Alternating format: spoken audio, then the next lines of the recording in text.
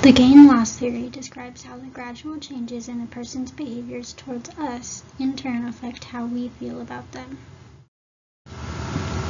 For example, if you receive an A on a paper from a professor that has never given you an A, you'll feel extremely proud of your work. However, if you receive multiple A's from a different professor, you will not feel as proud since those A's are common and not special. In any hard class, receiving a high grade feels way more satisfying than receiving a high grade in an easy class. This idea can be connected to relationships on a more personal level as well. Picture a sappy romance movie where a guy and a girl are best friends, and he loves her, however, she's in love with someone else. When another man begins to fall for her, her attraction to him increases because she is receiving new positive feedback towards her personality. Even though both men equally show a liking to her, she is more attracted to the new positive behaviors rather than the common everyday behaviors of her friend. This does, however, depend on the type of relationship. Aronson describes two types of relationships: exchange and communal.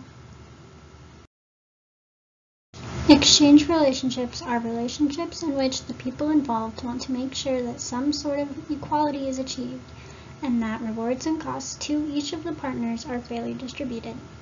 For example, if a friend brings you lunch, you might want to bring them food or a gift the next day so that you do not feel guilty about not doing something nice for them, and so that the friend feels appreciated from what they did for you. In a communal relationship, however, there is a more relaxed attitude towards the balance of the relationship. There is almost a seesaw effect. Things are not always balanced, but they will be balanced sooner or later. You might not feel obligated to bring that friend food the very next day because you know things will balance themselves out. Depending on the relationship type, the gain-loss theory can be supported. If you are in an exchange relationship, and then one day they do not do something for you in return, you might become resentful towards them. Even though they have been a great friend to you for many years, this one negative behavior will stand out to you and affect the way you feel about them. We irrationally put more weight on the one negative behavior rather than look at the numerous positive behaviors.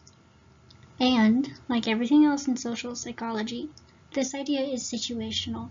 It depends on who is involved and what the environment is.